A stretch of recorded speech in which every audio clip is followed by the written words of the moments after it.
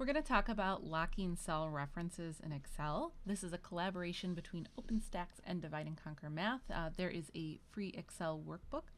You can access the free OpenStax text at the description in the video. There's a link.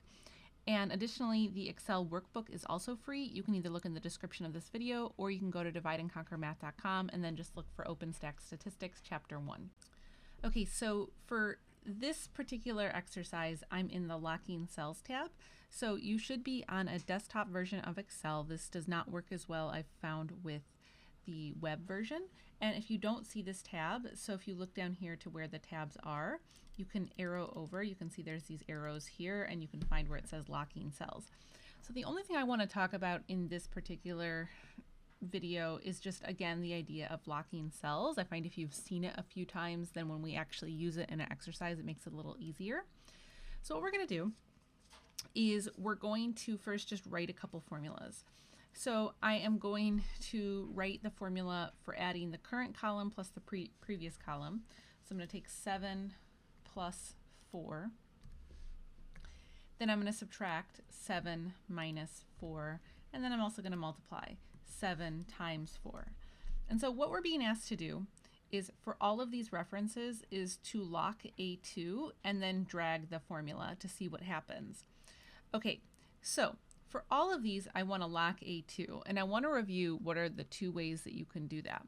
So if I want to just lock the entirety of the cell A2, I can click here and I can just go into the formula bar like you see here, and I can add a $ in front of the 2 and the A, and we're good to go. Now, if I do that in one cell, you'll notice that it doesn't copy down into the next cell, so I have to do that each time. And so the other keyboard shortcut that I talked about in a previous video is that on a Windows computer, if you hit the command F4, that will automatically add a $ next to the cell reference that you've clicked on. So that's a second way that you can do this. So the most efficient way to really do this, I'm actually going to delete this formula for a moment just to show you, like, if you know exactly what you want to lock, is when you are setting up your formulas. So I'm multiplying 7 times 4. So I'm taking this 7 times this A2 reference.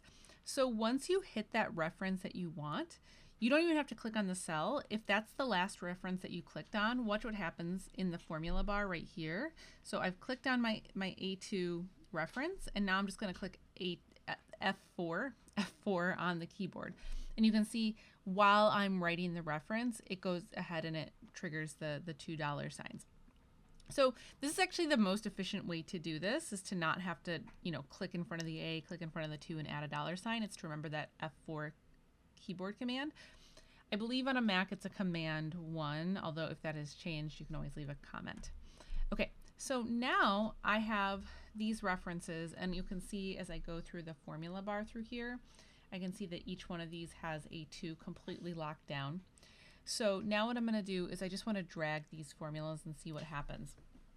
So now you can see that if I click on these cell references, that for each one of these, A2 has been locked, so I'm adding everything to that.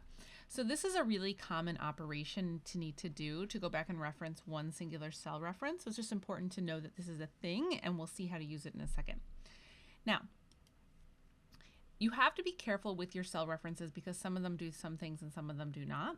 So just to kind of compare this, so let's restart this operation. So what I'm going to do is I'm going to go ahead and add the 7 and the 8, but in this case this says lock the row of A8.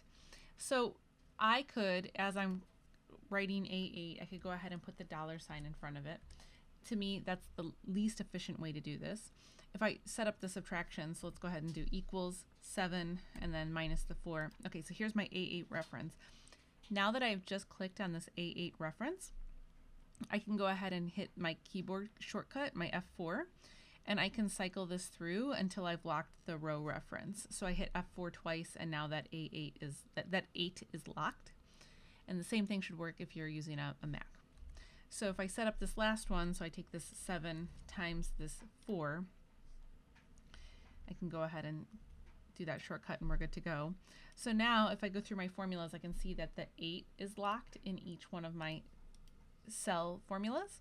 And if I drag this over, So in this particular instance, so if I click on these references, so because I locked the row and I'm just moving through the rows, I didn't move these formulas down. So sometimes, like when you do cell references, they might not actually do anything. And so I just wanted to make sure that you kind of know how to troubleshoot between the two. So if I click here, I can see that this was locked and maybe this is what I wanted locked. If I go here, I set up a cell reference, but it didn't do anything. So you always want to just double check visually if your cell reference is doing what you intended, because if it doesn't, then it might look like it did nothing. And if that happens, then you just have to go back and reformat it. So we will play around with this in the next tabs. So I just wanted to review that one more time.